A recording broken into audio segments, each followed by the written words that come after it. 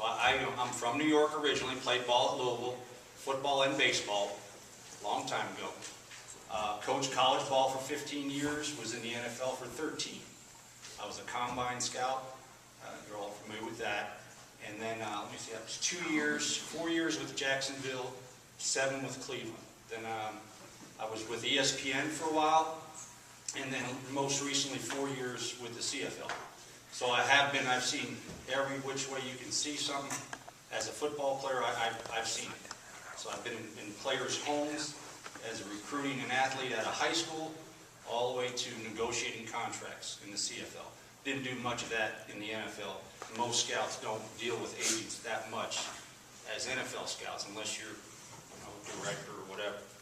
I'm going to just give you just a couple of brief thoughts that I have, just in general, because I think that scouting, the scouting profession and the personnel profession, and what you all do, there's a lot of tie-ins there, in my opinion. And you probably, a lot of this may seem redundant, or you already know it, so you might not get a lot out of it, but it's just the basics that I think of the industry as far as personnel, evaluating personnel, identifying players. And I think the 4 years that I've dealt with a lot of agents, I didn't deal with Drew Rosenhaus too much, okay, in the CFL. I mean, I just didn't. I did every once in a while, but so I was dealing with other folks, and quite frankly, sometimes I didn't feel like they were either educated enough or had a good enough feel for players and what level they could play at, what position even they could play at. I mean, sometimes it's not as obvious as you think. And the skill set is a little bit different with the CFL as it is the NFL. But I'll just say this, it's not an exact science. And like, I listen to a lot of Mike and Mike. I just do. I either listen to it on the radio or watch it while I work out of my home a lot. Though, currently I don't have a job. So I got to listen to a lot of Mike and Mike. But I find it interesting that a lot of coaches or people like both Mikes, especially Golick, why do they measure these guys? Why do they time them and just so goofy and all that? If you're sitting in a draft room on the other side, and you're a personnel director, a GM, and you're going to give a guy $1 million or more, every single thing matters. Okay, you have to understand that. LaDainian Tomlinson, when I was driving up, I live in Louisville. He was saying, boy, it was so strange to walk out there in my underwear, because that's one of the first things they do. They get weighed and measured in front of 200 middle-aged guys, pretty much, or some now younger, and it's semi-embarrassing to them. But there's a lot that we get out of that, so far as arm length. Sometimes guys are not what you think they are, and you can see them up close. And I know that sounds a little strange, but all of that has validity to it. When you're on the other side and you're going to write a big contract for a player, or all the way down to a free agent. So the numbers matter. Let me just, if you don't understand that by now, that's one of the main things you should understand. When you're trying to identify an athlete, understand height, weight, and speed is a big deal, okay, per position. Obviously an offensive guard, it's not as important. Wide receiver, these are probably things that are obvious to you. And don't always go by the time that you read in Scouts Inc., ESPN Scouts Inc., or wherever you get your information sometime. Those times, about half the time, aren't valid. They're just not. So make sure you understand that when you're going to evaluate players. I always say play the percentages. Play the percentages when you're looking for a player. I mean, if you're gonna represent 5 receivers, let's say you have 5 receivers, and 4 of them are 5'8", 160 pounds, you're gonna be eating, ramen noodles a lot. You just are. I mean, I know that's obvious, but it was almost shocking to me that some of the guys that were brought to me, and I'm like saying, they don't have a snowball's chance to be an NFL player. And really, CFL-wise, the skill set was such different, depending on the position. I was a little surprised, to put it that way. So Just remember that. Play the percentages. The faster, the bigger, the stronger they are. Obviously, production makes a difference. All those things make a difference. But it's just like Manziel. If you just take it for instance, there's this much difference. One guy says take him in the first round. I have a good friend that's been a scout in the NFL for a long time. Played quarterback in college. He does all the quarterbacks. That's one of the things he does. He's a national guy for a particular team. He's scratching his head. There's no way this guy should be the first 5, picks in the draft. So, there's a lot of, it's not just a slam dunk. Peyton Manning was a slam dunk. Ryan Leaf, when I did him coming out, I saw him play live in the Apple Cup. He had a great game, but I still wouldn't have taken him over Peyton Manning, even though he had the pure throwing. He could spin the ball better than Peyton. There's a lot of things he could do better, but all the intangibles and all the different things given, there's no way this guy. There was a big boom or bust factor with him, a big boom or bust factor. And when you take a chance, when you take a guy first, second, third in that area, especially a quarterback. So play the percentages. I'm not going to go through all the Danny Warfel and Tebow. I mean, that's just. Sometimes they win national championships, they're Heisman Trophy winners, they can't play in the NFL for whatever reason. So it's not automatic. When I was a CFL director, I'd get agents call me, but he was in Jacksonville's camp. I don't care if he was in Jacksonville's camp. It doesn't equate to being a player in the CFL. So it doesn't automatically mean that they're good enough to play in the CFL. So. The biggest thing, and I won't go through I have kind of a long list of things, is identifying players. To me, if I were in your spot, the most important thing I could do, other than really tend to your client's needs, is identifying players. I think some agents do a great job because they bring me 8 or 10 guys, and 5 of them I think could play. And that's a good percentage. But I had agents bring me 8 or 10 guys, and 1 could play. Or 2 could play. And I'm saying, oh my goodness, this person's representing, putting money into it, time, effort, and I'm just, and then when I told them that, they didn't like me anymore, so they wouldn't call me. I mean, I had, one guy, I mean, he just blew up at me, but all those players didn't go anyplace else. They didn't go anyplace else. So, I must have known a little bit what I was talking about. So identifying players, and I think that, hopefully I'll either cover that or not cover it, or you can ask me. But that's a very, very important thing. If I were doing what you're doing, that would be the main thing that I would want to be able to do. All right, Neil's got a bunch of questions for me, which is fine. Most NFL teams have 8 or 10 scouts that cover the country, and a national or Blesto scout. And I started out as a national scout here at this combine, way when it was quite a bit different. And so I, weighed and measured. I did all that early for 2 years. Then I went with Jacksonville, and I went with Cleveland. So, but they cover the country, but yet players still fall through the cracks. Yeah, players fall through the cracks, but really not that many. Not that many. If you're a good combine scout, and that's where most of these teams. Let me see. There's 32 teams. I'm trying to think. I think there's 5 or 6 that don't belong to the combine. They do it a little different. Patriots do it different, Baltimore does it different. But pretty much if you're a combine scout, the way I came up, if the guy has a chance at all, and you go to a college, whether it's Concord College in West Virginia or Notre Dame, you write the guy up. And what I mean by write, you write him up and you give him a grade. So when that list goes to teams, to NFL teams, their scout, Midwest scout, whatever, he gets that and he looks down and he says, Concord College has got a guy.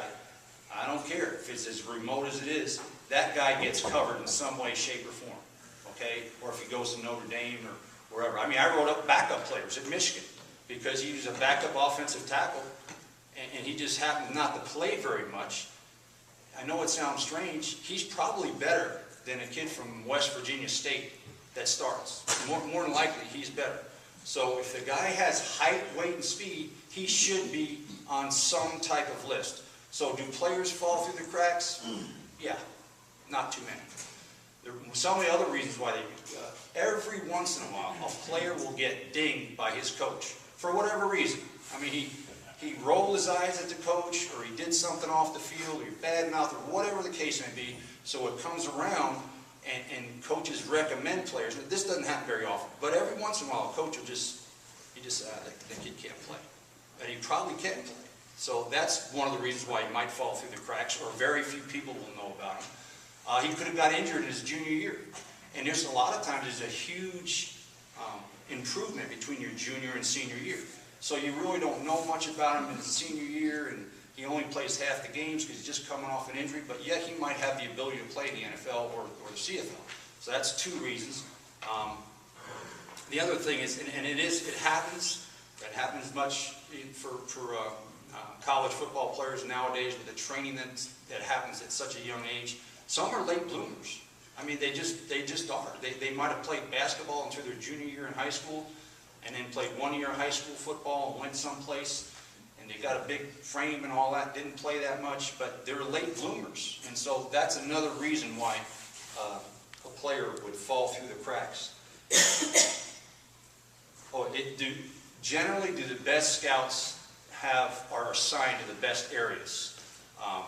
The best areas in scouting, when you're a scout, an NFL scout, or even a CFL scout, the Southeast. The Southeast produces more high-round players. I mean, it just makes sense. I mean, with the Alabama, Auburns, all them, even the UABs, University of Miami. How many college teams are in the state of Florida? I mean, there's just, so just the Southeast, you have a ton of work to do down there. And then usually, and I had the Southeast for quite a long time, had the Midwest for a while, the Southeast for a while, and then I had half the country. I was a regional scout for 4 or 5 years. So I had from Boston University down to Miami, over to LSU, and up to Minnesota. So that's what I covered. But as a regional guy, you didn't go to maybe Alabama State, because they only had 2 free agents. So you kind of went through that. You had an area guy that was under you. So usually you're asking the question about the best scouts in one region or another. Yeah, it should be the Southeast, and it should be the West Coast. But, and that's what shocks me a little bit, sometimes they'll just take a guy that was an intern for 2 years at a particular club, and the Southeast scout, he leaves, he gets fired, he goes to another club, whatever, and they just stick that guy in, which, it's fine. Youth is fine, there's no problem with that, but in an area that's that important, you would think you would have a more experienced scout through there, but doesn't always happen. How much influence does Blesto and National, their lists, have on your scouts visited? It has it all to do. If you belong to a combine, I think, like I said, I think it's about 25, 26 teams out of the 32 belong to either Blesto or National. You go to those, that's what you start with as an area scout. When I had the Midwest, I start with that. So I go to Akron and Ball State, but I don't go to Toledo because there's nobody on that list. So you better hope that the guy's on the list. Now, you might hear about a player or whatever, but you cannot go to every single college. You can't go to Ohio Wesleyan, and you just can't. Now, if there's a player on that list, as I said before, you make a big, broad list as a combine scout. If you're not fitting in that area, probably someone's not going to come see you. I mean, that's just the way it is. So, yeah, they do have a pretty good influence on where scouts go, and and they can, I guess, fall through the cracks if the combine scout doesn't do a good job. When I was a combine scout, and I was 30-something years old when I was a combine scout. A lot of combine scouts now are 25, and it's a lot of work to write somebody from Concord College, in West Virginia State, in Ohio Wesleyan, and wherever you want to, because it's just another report. You got to get a height, weight, speed on them. You got to get a Wonderlic on them. You got to do, and it's a lot of work. But if you're doing your job right, that's the way you do it, and then you send it out, and those guys feel pretty comfortable. Hey, this is my area. No one's at Toledo this year or wherever. But they kind of get in trouble almost if all of a sudden a guy from Toledo is a player, even a free agent. I mean, you got to write him. So a lot of times it depends on the combine scout in that regard. It says, if a CFL team is interested, given the limits on scouting staffs, and the scouting, the GM was up in Winnipeg, and then there was me in the States. So I had stuff coming in from Oregon, Ohio Wesleyan, Minnesota, wherever. I mean, I had tapes and, you know, agents and, you know, and so I just drank a lot, I guess. You know, I mean, I just, you know, but it was funny because I just said, you know what, I'm just going to do the best I can. And really, that wasn't a great setup, to be quite frank with you. But that's just the way it was. But even other CFL teams, I think Montreal has like 2 or 3 full-time guys and like 3 part-time guys. Again, we had me, no part-time guys, no nothing. So Tabor will probably tell you, you know, I need you to do that, right, Tabor? I mean, it just, and so, you know, he's seen me drink a lot because of that. No, but there are limited. So this is what I would say. This is really important too. Whoever you're representing, and really this is more for the CFL, because the NFL scouts, they may not look at this as much. NFL scouts go out in August, and let's say they have the Midwest. They go through Bowling Green and all the MAC schools, and if Michigan lets you in early, in August they'll go in there and they're watching junior tape in August because they haven't played yet. But they're watching it, they cover their area and usually go back a second time. Okay, so by the end of the season, senior year, they don't need to see a tape and bios and all that. They really don't. The CFL, to me, if you want a guy to be looked at by the CFL, you need to make sure you have a good bio, a good solid bio, 20 or 30 plays on tape. You say, well, you know, are they going to make a decision off that? Maybe. And production. Make sure you got production, stats, production, bio, you know, where from high school on out. Did he transfer from wherever, junior college, and then he double transfer, you know, whatever it is, that made a big difference to me. I wanted to know how old he was, all of, did he throw the javelin in high school, all that stuff kind of made a difference to me. What kind of an athlete was he? He could have been a soccer player, whatever. And then obviously tape. And what are you going to do with the tape? Obviously it's a highlight tape. If he's a receiver, he better not have any drops on that tape. You know, he just better not. But you better at least have something to package, because these CFL guys, because of their limited staffs, they don't have that much time. They don't have that much time. So, you know, and his best 5 plays that he's ever had in his life should be in the first 5 plays. I mean, that might, you know, that might be obvious to you, but to some people, it's not.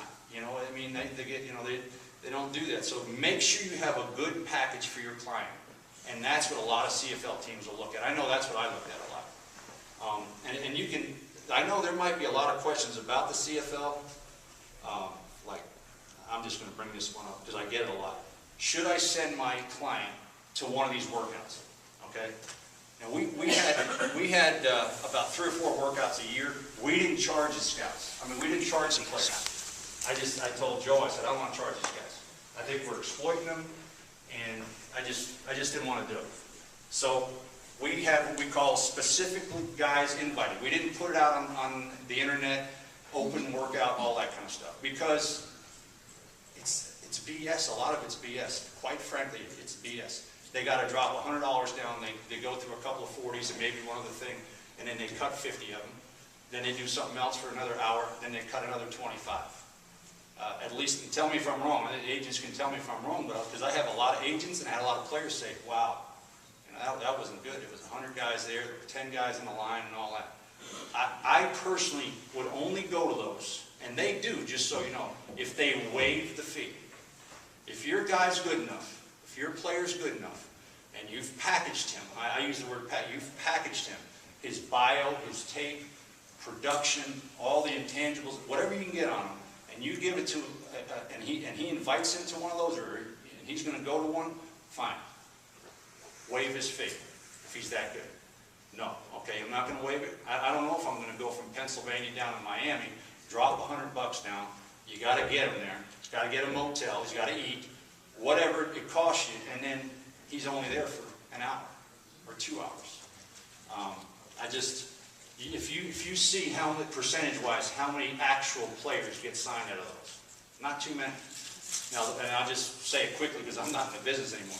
I mean, they let the president go, the GM go, and myself go after we went to the Grey Cup 2 years ago. Bang, we're out of there 2 years later. But the way we did it, and it was more, I thought it was more valid, is it was a lot of work that I did, by position, I said, I want to invite this guy, I want to invite this guy in. So I did that for months at a time. And then we had 3 or 4 workouts, one in Atlanta, one in Dallas, sometimes LA, and one in Charlotte, or Greensboro, North Carolina. And these were all guys that I really liked on tape. I mean, I really liked them. Doesn't cost you any money. Now, you got to get yourself there. And I told them what they were going to do, the height, weight, speed, 40s, short shuttle, and then we did some drills. So we'd have 25, 30 guys show up, sometimes a little more, sometimes a little less. And we'd sign 2, 3, 4 guys out of that. 10%, that's a lot. That's a lot to sign out of a workout like that. We signed 2 guys from Mercyhurst last year. And one was a receiver that was in Tampa Base camp a couple of years ago, and then one was a undersized, strong safety that we played at linebacker up in the CFL, and he was going to be a backup. The guy in front of him got hurt. He started the whole season and had a hell of a year from Mercyhurst. And he, they're trying to re-sign him again. I mean, after this year, they'll try to re-sign him again. So, and he's a long snapper. So, packaging is a big deal. And if you were going to ask me that question about those, probably all the CFL teams would I'd need security getting out of here because they'd be pissed. Because they make a lot of money. Think about it. 100 guys at $100 a pop. Maybe it cost them $5 grand to rent everything and do all that. It's a lot. And they do 6 of them, 10 of them. So I would just be careful of those. I wouldn't say don't go, but really be careful about if you do go, see if they'll waive it. When I was with the Jags and the Browns, as well as Winnipeg, how much attention do you do to the AFL teams? Not much. When I was in the NFL, of course it's been a little while, we didn't do too much with AFL teams. Now that's gotten better, and that's handled by the pro side, just so you know, not the college side, the pro side. The pro director probably has a couple of interns that scours through the AFL, the guys that are the better returners or the better players, and they go strictly by height, weight, speed, first, and then they watch tape. And then if they're good enough, then they bring it to their pro director or assistant pro director. So I don't think, can they come out of there? Yeah. There's been guys come out of the AFL, but generally speaking, it's tougher.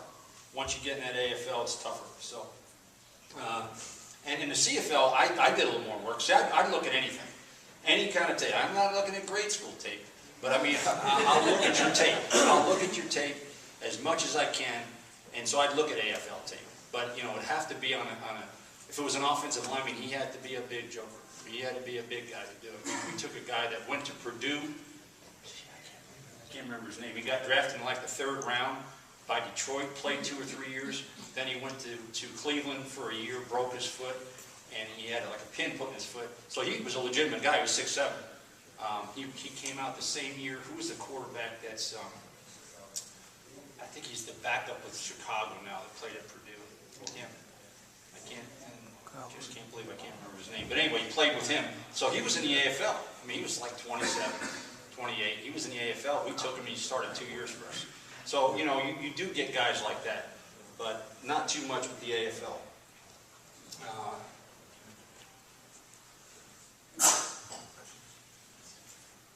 Well, okay, they're talking about, asking about do many NFL teams go and cover the CFL? Yes and no. The 2 teams that cover them the most are Miami. And Miami's got at least 3 starters from the CFL. They got Thick Penn, they got a couple other guys. Of course, Cameron Wake. There's not that many Cameron Wakes, but not many send their scouts up there. There's about 3 teams that send scouts up there. Indianapolis does a good job, really, because Ryan Grigson, the GM, cut his teeth, and his brother cut his teeth in the CFL, as far as scouting goes. So there are some teams, as a matter of fact, they just took our middle linebacker, who started for 3 to 4 years, because he was only, he's only there 2 years. Enoch Mwamba just signed with Indianapolis. Okay, so he was with us for 2 years, did really well, was one of the better players in the league. He's with Indy. And Indy has another linebacker that starts from, that's from the CFL. So there are some teams that put more stock in it, other teams, they say they cover it, but they really don't cover it as well as they should. And I've kind of told a lot of my contacts in the NFL, you know what? We're not really doing a very good job in general of of covering the CFL. Is there a lot of Cameron Wakes? Probably not, okay? But there's a lot of players that could be good depth to NFL teams. And you'll hear at mid-season, oh, we got this guy hurt, we don't have any players, the guys are playing people that are not very good. Well, you get a guy that's 25, 26 and has played professional football, and it is a really good league, even though it's slightly different in some ways. It's a really good league. Wouldn't you rather have a guy that's 6'6", 320, that's played up there for 2 or 3 years, than a guy that's bounced around on a practice squad, has never been in a game, and then all of a sudden you got to put him in a game mid-season, he might have to play the rest of the year. So that's sort of my approach to those NFL guys, but they're just a little more money. And you'd be surprised, as much money as the NFL has, and they got a ton, and you know that, they really short some things that, you know, that shouldn't be, as far as evaluating players and paying scouts and those kind of things. It says, let's say it's February or March, and you're a new agent. Is there value sending emails to scouts promoting a client? Again, yeah, I guess you could. You know, obviously, I would hit the hell out of CFL scouts right now. And I know every one of you are thinking, my guy's going to be an NFL guy. What are you talking about? Well, that's fine, okay, if he's going to be an NFL guy. But, you know, if you have to be, I would do this. Unless I had a top 2 or 3 round person and you felt pretty strong about that, I'd package the same guy that you think is going to be an NFL guy. And what's the problem? Just package him and send it to every CFL team, a CFL scout that you know, or whatever. Because let's say he does go get drafted late, or maybe he's a free agent, and then he goes to camp and he gets cut. Well, now they don't know enough. If you didn't do the work ahead of time, they don't know enough about him to go ahead and take this guy. I mean, I know it's hard to do. If your player has a pro day, let's say he has a pro day March 30th, and he's from Purdue, okay, great. If he's a lower level guy, free agent, I would invite teams. I don't care if you have to do it by yourself or hopefully invite CFL teams to that pro day. I've been to Purdue's pro day. I've been to Indiana's pro day, Illinois, of course Louisville's because I'm right there, but I mean Western Kentucky, Middle Tennessee.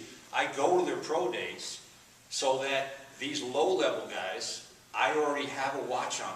I already have a height, weight, speed on. I already have it. I said, no, this guy's not going to fit. No, this guy's not going to fit. I said, okay, this guy right here.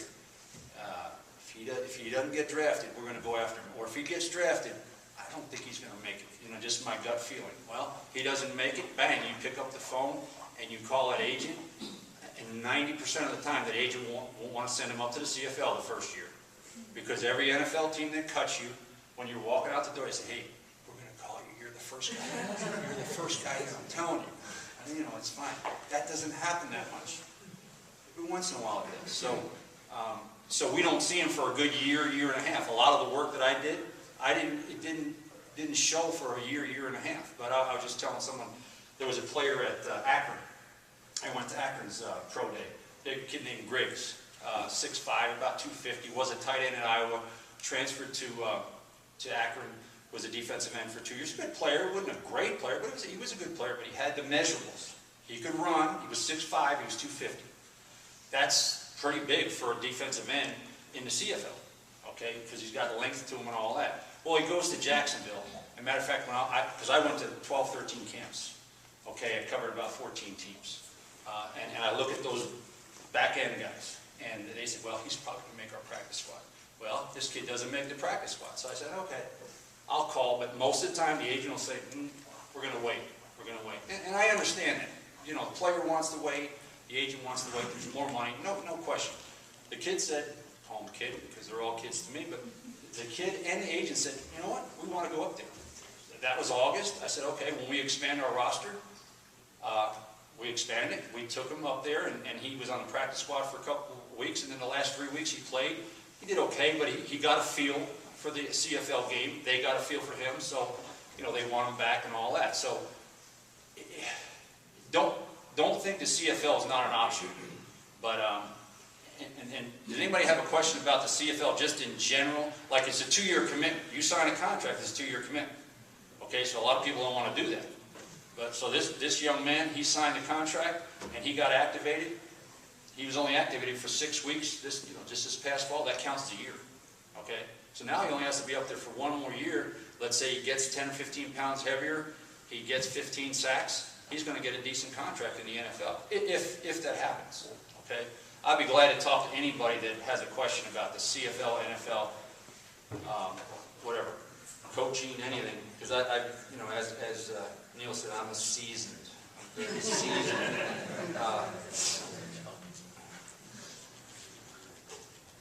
Yeah, just know this, and I kind of rambled probably more than I wanted to.